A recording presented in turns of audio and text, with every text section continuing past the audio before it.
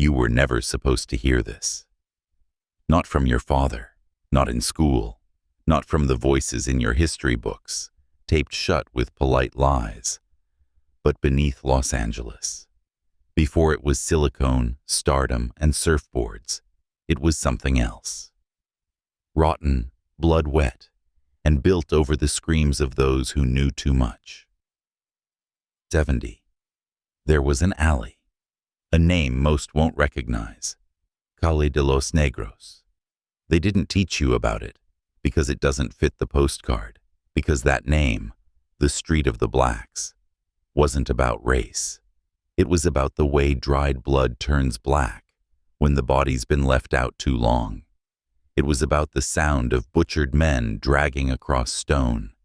It was about what happens when power decides certain lives don't matter. This wasn't just a bad part of town. It was a trap, a surgical theater hidden behind saloon laughter and gaslight. Men walked into that alley, Chinese tailors, opium runners, quiet gamblers, and they didn't come out. At first, it was easy to ignore. They're just immigrants, they whispered. Gang violence, they said, with a shrug and a shot of whiskey, but the bodies told a different story. The first, Yao Ling, a tailor with no enemies, found with his throat cut clean, eyes scooped out, and a foreign coin shoved in his mouth. The killer didn't leave clues. He left messages, and the message was simple. This city is mine now, and no one will stop what's already begun. You still think this is about crime? It's not. It's about control. It's about ritual. It's about a pattern that repeats when no one's looking, when the lights go out, and the weak are sacrificed beneath a surgeon's hands. Keep watching. You're not just learning history now. You're entering the mouth of something ancient, something that feeds when truth stays buried, and every minute you listen, you get closer to it. The city was too young to understand the word serial, too arrogant to believe one man could kill like this, too corrupt to care who was bleeding. But the killer, he wasn't new. He knew the streets, he knew the silence, and he knew exactly who the city would ignore. Over the next 9 months, 12 more men would die. All Chinese, all mutilated, all found within 6 blocks of Calle de los Negros. One had his face peeled off. Another, gutted and left floating in the aqueduct like trash. Most had foreign coins shoved inside them, some in their throats, others between their ribs. And then, one man found beneath a warehouse floor, words carved into his chest. For the temple. This wasn't a message for a gang. This was a code, but the papers stayed quiet. The police shrugged. Just Chinamen, they said. It's their problem. But Chinatown knew better.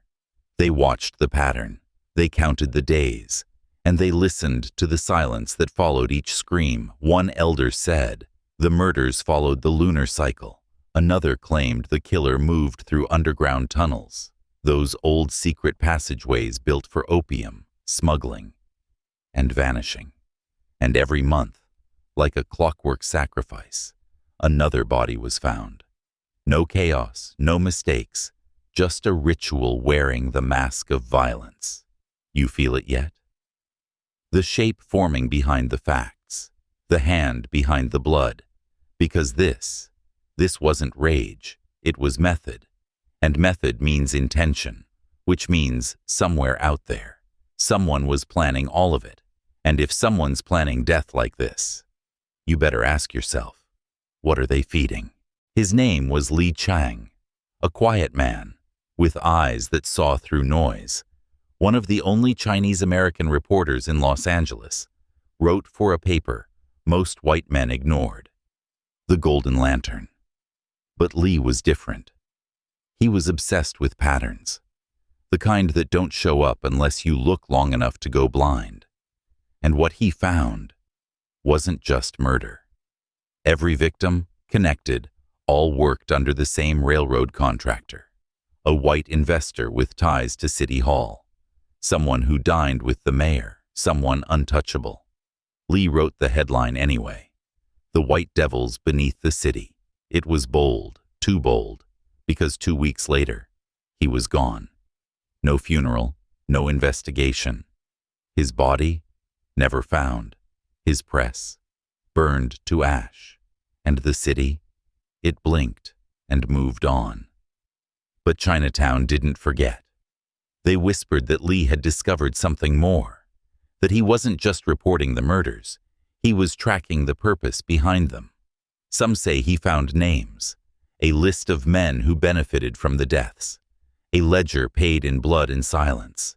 Others say he was last seen heading toward the tunnels, holding a notebook and a lantern. But here's what we know.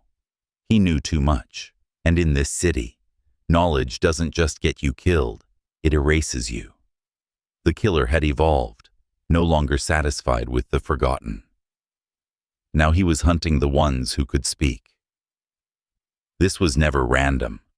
This was the culling of witnesses, the sterilization of truth, a scalpel through the city's memory, and one by one, anyone who asked too many questions vanished. It was a drunken constable who cracked first, slumped at a bar in Dogtown, hands shaking, words slurred, but eyes wide with something deeper than alcohol. He said he saw him. The man behind the murders said he was tall, refined, boots too polished for Calle de los Negros, emerging from the shadows with a black leather doctor's bag in hand. But when the barkeep asked why he didn't stop him, the constable leaned in close and whispered, "Because he had the mayor's ring on his finger." And just like that, the mask fell off. This wasn't a killer the city couldn't catch. It was a killer the city wouldn't catch, because the killer didn't work alone. He was protected, insulated, essential. The victims? They weren't random. They were liabilities, men who had seen something, men who had said something, men who were about to open their mouths to the wrong ears. And now, someone in City Hall was pulling strings, cleaning house, slicing away inconvenient lives with surgical precision. Calle de los Negros didn't just hide crime. It absorbed it. It processed it. It became the disposal unit for the city's filth. And the blood wasn't a byproduct. It was the currency. Some whispered that the killings kept powerful men safe. Others believed the murders were part of something darker. A contract, a pact, a silence bought with sacrifice. Whatever it was, one thing became clear. The rot didn't seep up from the alley. It flowed down from the top. October. The air changed. Even the rats stopped crawling near Calle de los Negros. Because this time, it wasn't just a body, it was a message, a tableau, a ritual. A priest found him first, outside the Chinese temple, kneeling, hands clasped like prayer, coins placed carefully on each eyelid, and one under the tongue. But that wasn't the worst part. Next to the corpse, scrawled across the stone in fresh blood, was a phrase in Latin, "Et sacrificium factum est." The sacrifice is made. This wasn't a killing, it was an offering. Something had shifted. No more randomness, no more quick deaths in dark corners. Now, it was staged, deliberate, performed. The killer was no longer just a blade in the dark. He had become a priest of something older, something that fed on ritual, on silence, on symbols and suffering. And someone in power, wanted this to continue, because no man risks leaving Latin blood messages unless he believes someone is watching, approving, needing the sacrifice to go through. The papers called it madness, a sick individual. But those who understood, those who had seen the eyes carved out, the coins, the surgical precision, they knew better. This wasn't insanity. This was theology, a doctrine written not in books, but in flesh. a ceremony carried out beneath the city's nose, funded by its elite, and hidden in plain sight. It wasn't about murder anymore. It was about appeasement, and whatever they were trying to appease. It was hungry. Her name was Rosa, a saloon girl, barely 20, who knew how to survive by keeping quiet. But one night, she talked. She told a gambler she'd seen something behind the alley. A man, tall, pale, dressed too clean for Calle de los Negros. No dirt under his nails, no calluses on his hands. Not a laborer, not a drunk, something else. She said he stepped out of the shadows, right over a bleeding body, looked at her, smiled, then disappeared into the mist like he'd done it 1,000 times before. 2 days later, her body floated in the river. No bruises, no broken bones, just her, silent, soaked, and dead. But inside her mouth was a coin. Not American, not Mexican. It was Chinese, from a dynasty long collapsed, uncirculated, rare, valuable. But maybe it wasn't currency. Maybe it was payment, or worse. Maybe it was a mark. Because Rosa wasn't part of Chinatown. She wasn't a laborer. She wasn't a victim by proximity. She was something more dangerous. A witness. And in this story, witnesses don't get warnings. They get removed. The police wrote her off as another drowned girl. No report, no follow-up. Just another broken body no one would claim. But in the shadows of Chinatown, the message was clear. If you see too much, if you speak too loud, if you try to name the face behind the blade, you get a coin too, and behind every coin is silence. Alden Black arrived in Los Angeles in 1869. No history, no family, no record before that year. Just a name, a medical license, and a house on Bunker Hill. He didn't speak much, didn't drink, didn't socialize, but somehow he had powerful friends. Judges, railroad investors, men whose hands were never dirty, but whose boots left blood behind. He was known for one thing. Generosity. He treated the rich, quietly, discreetly, and the Chinese, for free. People called it compassion, a rare heart in a brutal city. But then the bodies started to pile up, and something didn't add up.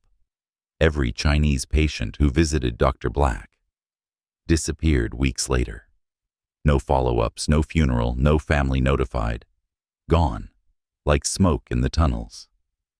Years later, after a fire gutted part of his home, they found a scorched drawer beneath the floorboards.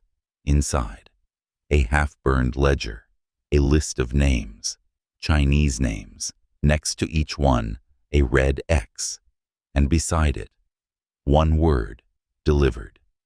No one knew what it meant, but the implications rotted through the walls of Chinatown. Dr. Black wasn't just a doctor. He was a courier, a gatekeeper, a surgeon of silence. And if the rumors were true, he didn't heal, he prepared. Some said his home had a basement that didn't exist on blueprints. Others swore they saw blood drained through pipes that led into the earth. But no charges were ever filed, because who would accuse a man who dined with judges? Who would investigate someone whose work was endorsed by the mayor himself? Dr. Black had no past, no birth record, no obituary, only whispers. And every time the killing stopped, he vanished. Every time it resumed, he returned. He wasn't a man. He was a function. Beneath Los Angeles runs a skeleton no one speaks of, a network of tunnels, built for power lines, sewers, hidden transit. At least that's what they claimed. But Chinatown knew better. These tunnels were older than the city's maps, older than the buildings above them. Some say they were first carved by smugglers. Others say they were found, not built. But whatever they were, people disappeared inside. The deeper you go, the stranger it gets. Multiple bodies were found at tunnel mouths, others far below, in chambers that don't appear on blueprints, rooms without doors, stairs that go nowhere, air that smells like old copper and dead time. One tunnel wall had a phrase scrawled in black soot. "The Black Gate opens," officials said it was Tong graffiti, but one scholar, a dying linguist, saw the photos before they vanished, and what he translated wasn't Chinese. It was Latin, alchemical, occult. He said the phrase wasn't a warning, it was a signal, and deeper still, past the sealed grates and collapsed walls, there were altars, raised platforms, ritual markings carved into sandstone, symbols repeated over and over like a chant etched in stone, and always the coin, embedded in walls, left in bowls, placed beneath bones. Someone, or something, was using the tunnels for more than movement. It was ceremony. A ritual space beneath the city, hidden from sunlight, hidden from justice, and every time someone got too close to mapping it, they vanished. Some say the tunnels are sealed now, buried under concrete and denial, but others say they still breathe, that if you stand near the old temple at night, you can feel it under your feet, like something massive, coiled, waiting. Officer Henry Greer wasn't like the others. He didn't drink the silence, didn't laugh at the bodies, didn't flinch when Chinatown begged for answers. He listened, he watched, and he mapped.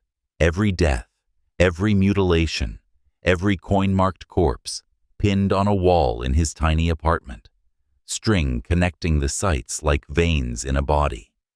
And when he stepped back, the shape emerged. Not a scatter, not chaos, but a spiral, coiling inward, and at the center, beneath the old Chinese temple, was a sealed tunnel, one not listed on any city record. Greer brought his findings to his captain, a man who barely let him speak before laughing him out of the office. Ghost stories, they said. Coincidence. But 2 nights later, Greer was gone, no report filed, no patrol logs updated. The only thing left behind was his badge, found stuck to the wall of Calle de los Negros, with something thick and red. Next to it, scrawled in chalk, barely legible beneath the rain, "Silence is safety. Questions are sacrifice."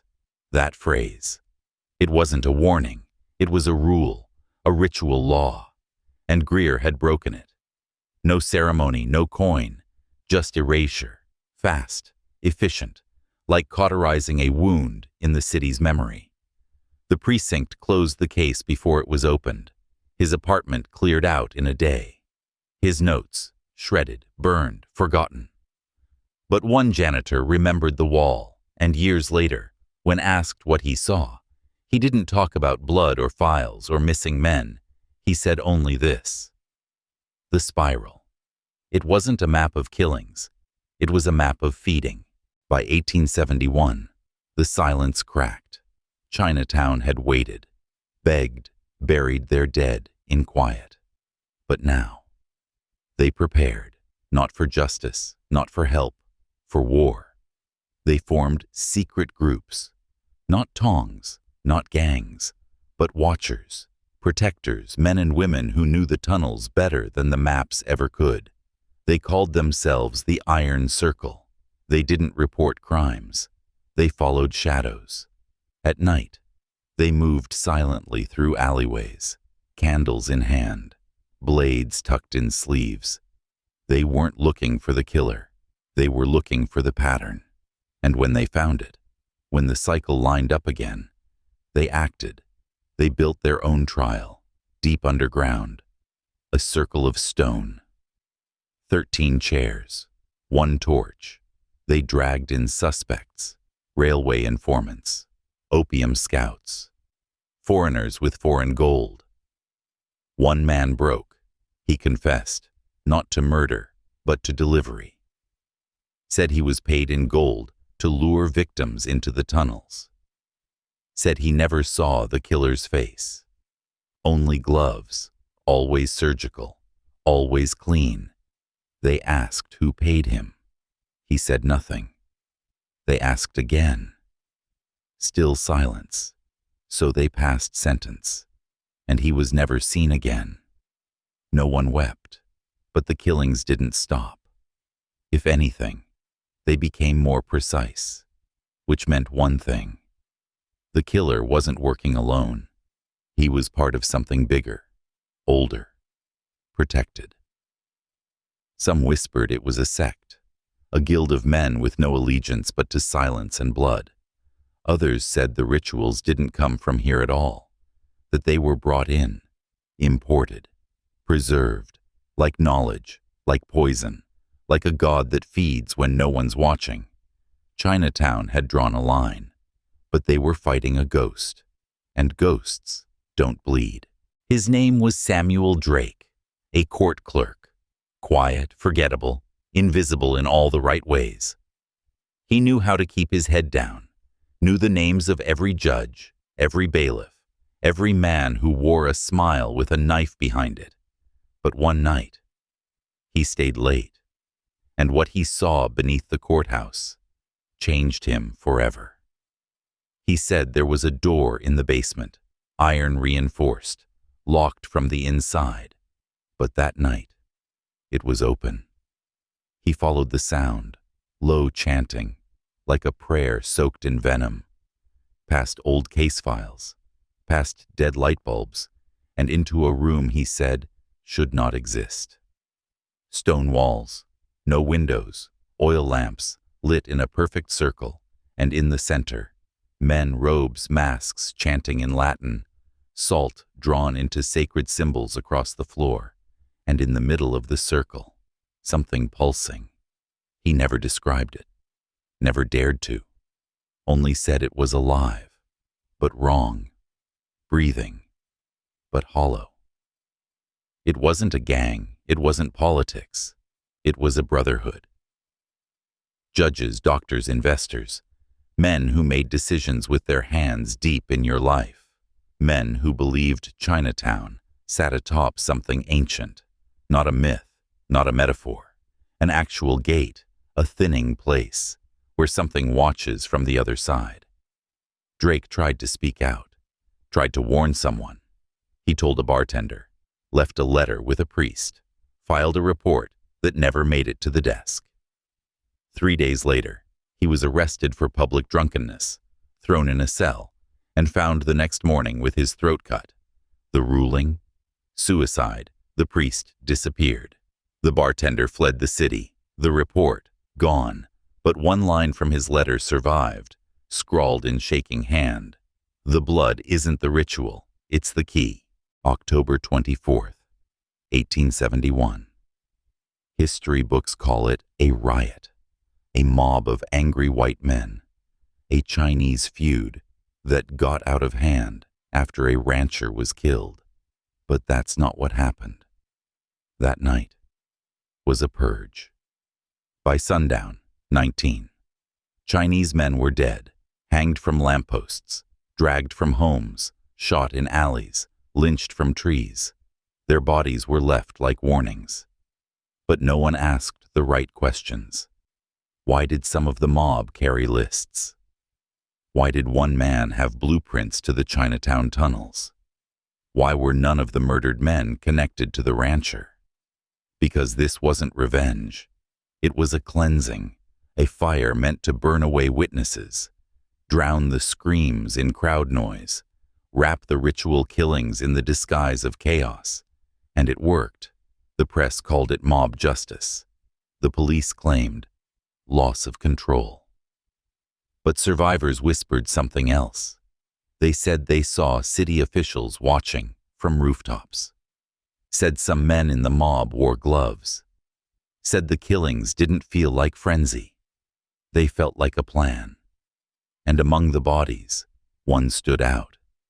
His eyes were missing, a coin in his mouth, and on the wall behind him, scratched with a knife, was a symbol.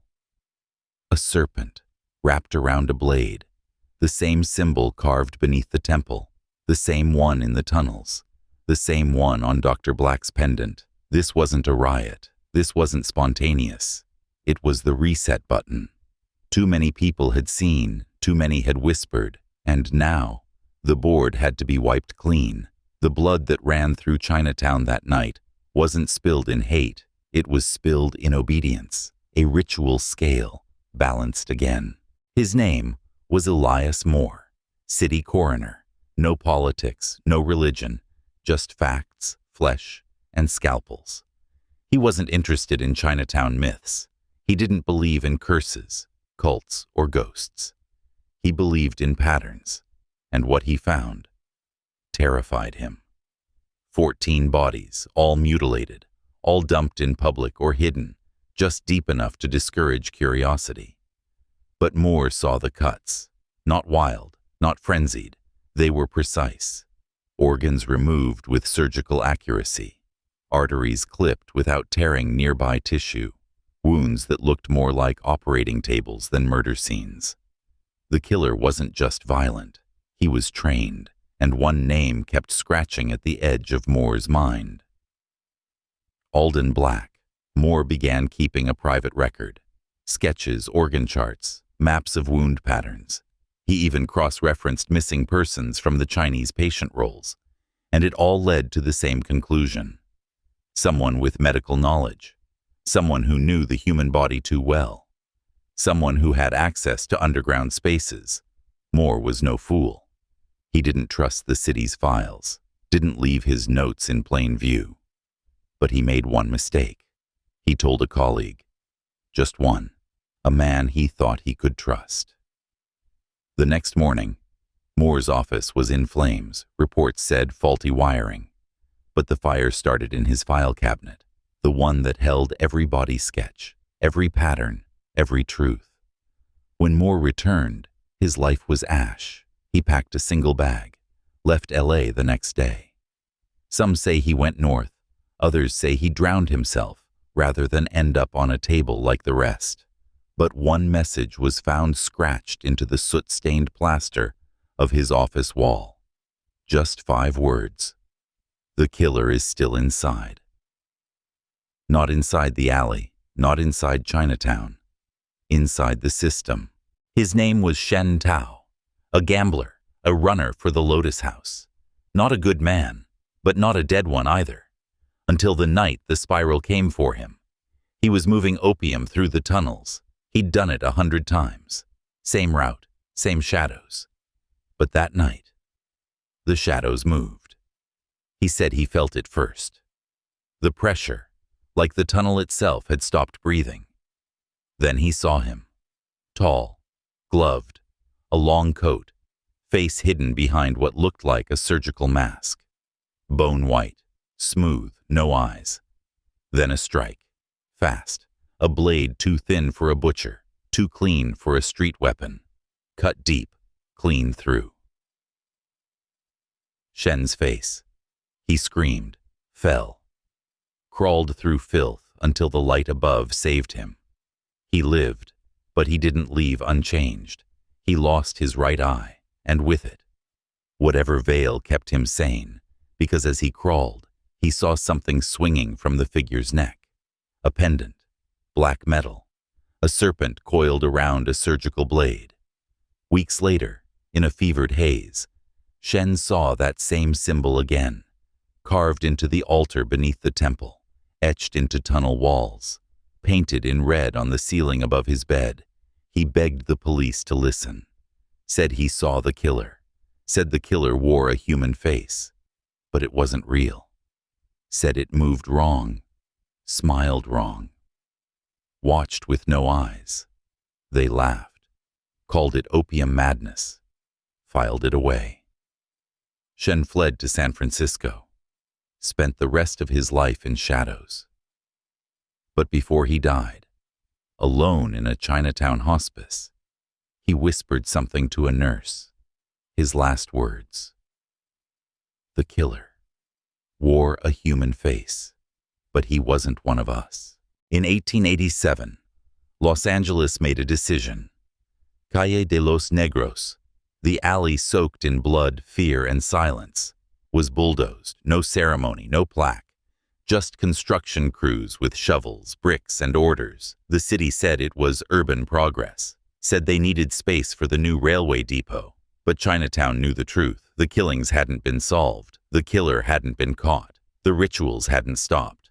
So the city did what it always does when it fears exposure. It buried the evidence beneath pavement. They tore down brothels and saloons, ripped up cobblestone, poured concrete over the alley like a priest, closing a tomb. The tunnels were sealed, or so they claimed. Some were filled with rubble, others with wet cement, but a few were just walled off, out of sight, out of memory. Developers moved in. Rail lines cut straight through the heart of the old street, and within a year, Calle de los Negros was gone, erased from maps, erased from conversation, erased from history.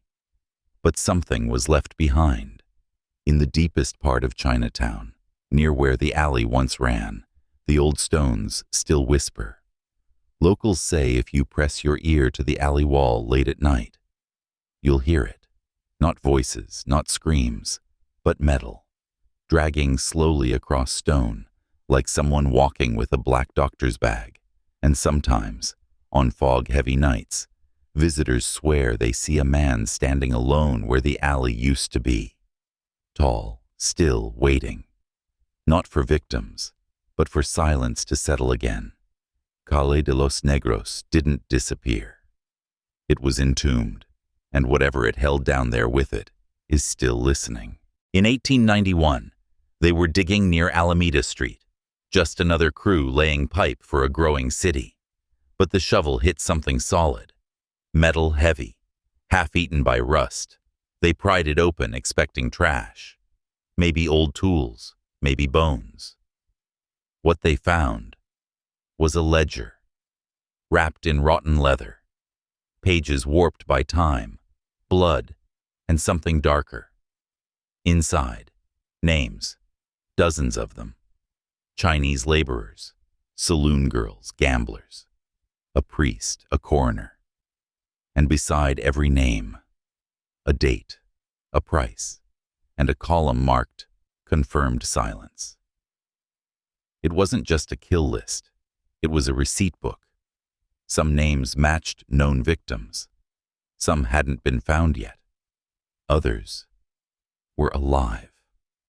City councilmen, judges, police captains, and in the margins, initials. Some carved, some written in crimson ink, like someone wanted them to last.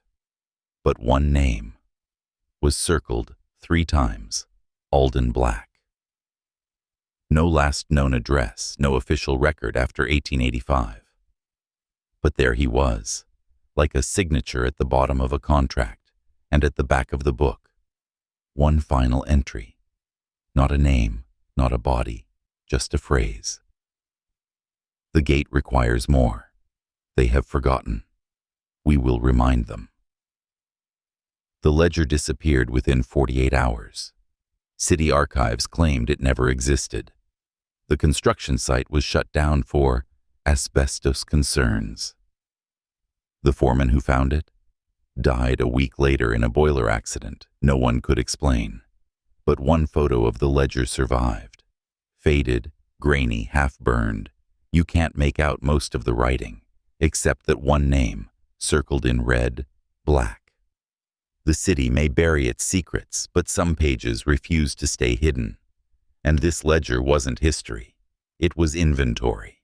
Her name was Cora Bell, a maid in the mayor's household, invisible, like most women who cleaned up after the powerful. But Cora saw everything. She kept her mouth shut until she didn't. One night in 1893, during a dinner party for city elites, Cora stepped into the wrong hallway. She heard a voice, familiar, followed it to the wine cellar, and what she saw made her run. She told a neighbor the next day. The mayor, and Dr. Alden Black, descending through a hidden panel in the cellar. Black gloves, red cuffs, a surgical mask tucked in the mayor's coat pocket, blood on his sleeve, smiling. She went to the police, filed a sworn affidavit. A court date was set. The city would finally hear the truth. Or so she thought. On the morning of her testimony, Cora boarded the streetcar to the courthouse. Witnesses said she looked calm, prepared, even defiant. She stepped off in front of the courthouse at 9:13 a.m. and vanished. Never made it to the stand, never walked through the doors, never seen again. 3 days later, her landlady opened Cora's room. Her trunk was still packed, clothes folded, ticket to New York tucked in a coat pocket, and on the dresser, a single black coin, no message, no blood, just silence, like she was erased with intention, not rage. Her court file, lost. Her affidavit, misfiled. The officer who took her statement, transferred and unreachable. It wasn't a disappearance. It was a removal, surgical, professional, cold, because by then, Cora wasn't just a maid. She was a threat to the architecture of control, and threats don't get second chances. They get vanished. 1895. The final body, a boy, maybe 15. No name, no family ever came forward. Found in a sewer tunnel beneath Chinatown. Face down, arms outstretched, coins pressed into each palm like offerings. His face was smeared with ash, his lips sewn shut with golden thread. But that wasn't the worst part. Etched into the tunnel wall beside him, charcoal mixed with something darker. Blood, maybe, maybe not. The gate is closed, for now. Not ended, not stopped, paused, as if the spiral had completed its turn, as if the city had paid. Enough. For now. There were no more bodies after that, no more tongues cut, no more eyes removed, no more coins in mouths. But no one celebrated. Because Chinatown knew the truth, the rituals didn't end. They simply moved, shifted into politics, into policies, into a silence so loud, no one dared ask where the screams went. They built new roads, new tunnels, a new Los Angeles above the bones of the old, but underneath. The spiral stayed, still carved into walls, still visible in city plans, if you tilt them just right, a pattern waiting for the next cycle. The boy in the tunnel was never claimed, never buried properly. His body vanished from the coroner's office before sunrise. No records, no paperwork, just a number scratched into a drawer, X33, and, next to it, circled twice in red ink, delivered, Dr. Alden Black. No obituary, no funeral, no gravestone. He didn't die. He simply disappeared. After 1895, his name vanishes from Los Angeles records. No forwarding address, no death certificate, but whispers. Don't need paperwork. In 1901, a man matching his description surfaced in New Orleans, a doctor, working during the yellow fever outbreaks, tall, gloved, cold eyes, no bedside manner, only one rule. He chose the patients. Then in 1912, across the ocean, London, an anonymous manuscript appears in a private occult circle. The title, The Blood Below. Signed only, A.B. Inside, ritual diagrams, tunnel systems, coin placement, incantations, sacrifice cycles, and one phrase, repeated every few pages, keep the gate fed. The manuscript disappeared within months. The only surviving copy rests in a locked archive, sealed under British Museum authority. But the drawings? Identical to the LA tunnel maps, same symbols, same spiral, same altar, different city, same pattern, Some believe Black never worked alone, that he was part of something older, a sect that moves from city to city, country to country, feeding, erasing, rebuilding. They say he was never a man at all, but a vessel, a gatekeeper, a hand that opens when the spiral turns. Others say he still walks, wearing new faces, changing names, wherever ritual death follows order, where silence tastes like metal, and tunnels are dug, where no one asked for them. Look for the gloved hand, the serpent around the blade, the smile too polished to belong to a man. That's where you'll find him, because Alden Black wasn't buried. He was released. Today's Los Angeles doesn't talk about Calle de los Negros. There's no plaque, no statue, no mention in classrooms. History has been paved over with strip malls, rail lines, and skyscrapers. But underneath, the wound still pulses. Some of the old tunnels remain, sealed behind concrete, forgotten in blueprints, ignored in redevelopment plans. But they're not empty. Paranormal teams, urban explorers, fringe investigators, they've gone down there. Some come back, some don't. All come back. Different. They describe things that don't make sense. Rooms that weren't there on the way in, walls that breathe, symbols that vanish when lit, and always the sound of dragging metal. One man swore he heard Latin chanting. Another said a woman whispered his childhood nickname from inside the walls. Some describe cold spots, not just temperature drops, but cold that seeps into your thoughts, makes you forget what you were doing, why you came, who you are. Then there's the voice, not loud, not screaming, just behind your ear, always repeating the same phrase. The gate is never truly closed. One team recorded it, played the tape back at home.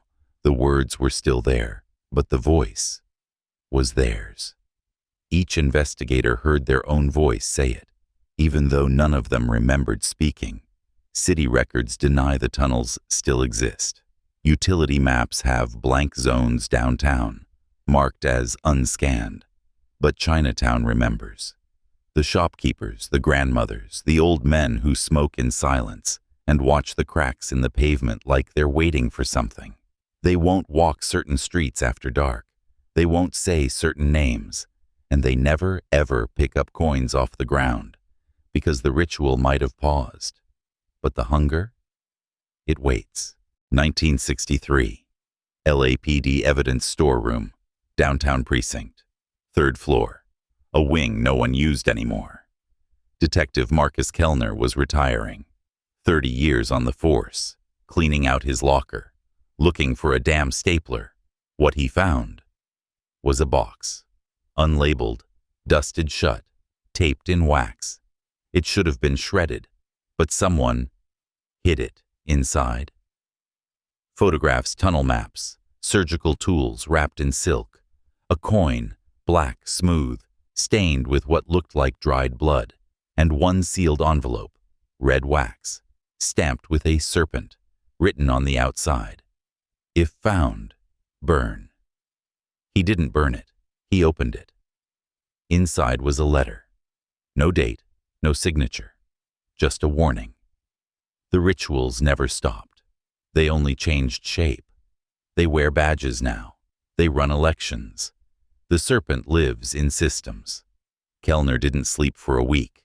He started digging, interviewed old Chinatown families, cross-referenced disappearances with building permits, overlaid tunnel maps with modern streets. He even entered the tunnels, illegally, found a sealed chamber beneath Alameda Street. Inside, carved into the wall, Black opens the gate. He tried to publish his findings, went to a local paper, filed a report to Internal Affairs, contacted 2 radio hosts. 3 weeks later, he was institutionalized. Diagnosis: paranoid delusional psychosis. They said he'd started screaming in the middle of the street, rambling about coins, masks, and tunnels that spoke Latin. His notes were confiscated. His tapes destroyed, but one transcript survived, smuggled out by a nurse who believed him. In it, Kellner whispers the same phrase over and over. They don't kill the ritual. They turn it into policy. 1987. Pasadena estate auction, a widow clearing out her late husband's collection. Antique coins, war medals, old maps, and one item that made the room go silent. A coin, jet black, smooth on one side, etched on the other. A serpent coiled through a surgical blade. No denomination, no country, no mint. The auctioneer called it unknown origin. But one man in the back raised his hand before the bid even started. He bought it in cash, left without a name. 2 months later, his home was found ripped apart, front door untouched, no forced entry, no alarms triggered. Inside, blood on the floor, claw marks on the walls, no body, but at the center of the living room rug, that same coin, perfectly clean, resting upright, like it had been placed with care. Police sealed the house, called it a violent home invasion. But neighbors say the coin stayed there for a week. No one would touch it, not even with gloves, until it vanished. No fingerprint match, no paper trail. Just rumors that it resurfaced in Texas, then Morocco, then Hong Kong, every time. The same story. Buyer takes it, buyer disappears. One collector left a journal behind, just 5 pages, all drawings of spirals, human eyes, and a phrase he scratched into the last line again and again. It's not currency, it's permission. Historians have tried to debunk it. Skeptics call it cursed object folklore. But in every case, the serpent appears, always with the blade, always with blood, always with disappearance. Some think it's the original token used in the Calle de los Negros rituals, a pass between worlds, a signature. Others think it's newer, a copy, a warning. But everyone agrees on one thing. If you see it, don't touch it. If you touch it, you're already gone. Her name is Mei-Lin Chong. She runs a quiet bookstore in the heart of modern Chinatown, sells incense, history books, herbal medicine, keeps to herself. But behind a red curtain at the back of the store is something else. Not for sale, not for tourists. A locked room. Walls covered in maps, spiral patterns, old tunnel diagrams burned into silk, and in the center, a shrine. Candles never go out. Offerings change by the day. Coins, ash, keys, and on the altar, an old photograph. Li Chang, her great-grandfather, the journalist who vanished in 1870. She says she never met him, but she dreams in his memories. Words come to her in languages she's never studied, tunnels she's never walked, yet knows the turns by heart. She claims the spiral didn't end in 1895. It just fell asleep. And now, she says, it's waking up. She tells stories to those who ask. Stories about the serpent cult, about Dr. Black, about coins that whisper when they're warm. She says every generation, the gate tests the bloodline, and hers is next. Visitors say she knows things she shouldn't. Details about their lives, their regrets, their recurring nightmares. One man claimed she described a dream he hadn't told anyone. A tunnel, a red door, a hand reaching out of the dark, holding a surgeon's blade. When he asked how she knew, she only said, "Because the gate marks you before you see it." Why doesn't she leave? Why doesn't she burn the maps, lock the shrine, and disappear? She answers the same way every time. Because the butcher comes back when no one's watching. She keeps the candles lit. She traces the spiral daily. She reads every obituary, looking for patterns, because she knows what most refuse to believe. You don't kill a ritual.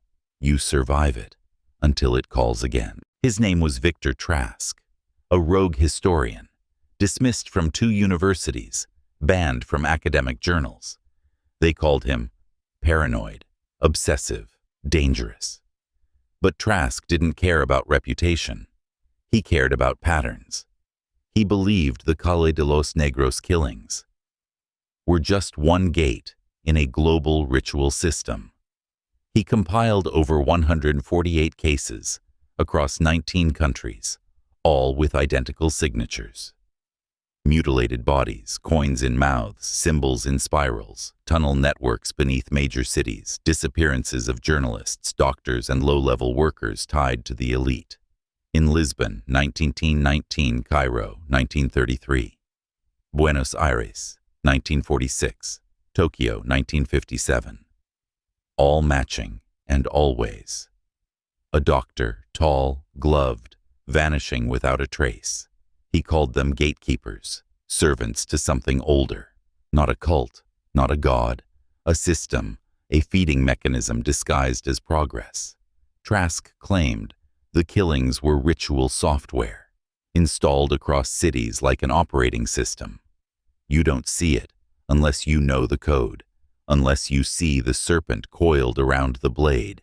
He traced one symbol, the same serpent pendant Shentao described in 1875, through secret societies, war crimes, even government seals.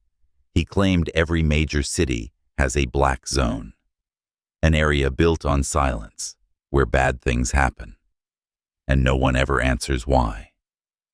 In 2023, Trask posted one final blog entry. It was short, just 5 words. The gate is opening again. This time, in Chicago. Then he vanished. No trace, no update, no postscript. Some say he went into hiding. Others say he went underground, literally. But his notes leaked weeks later.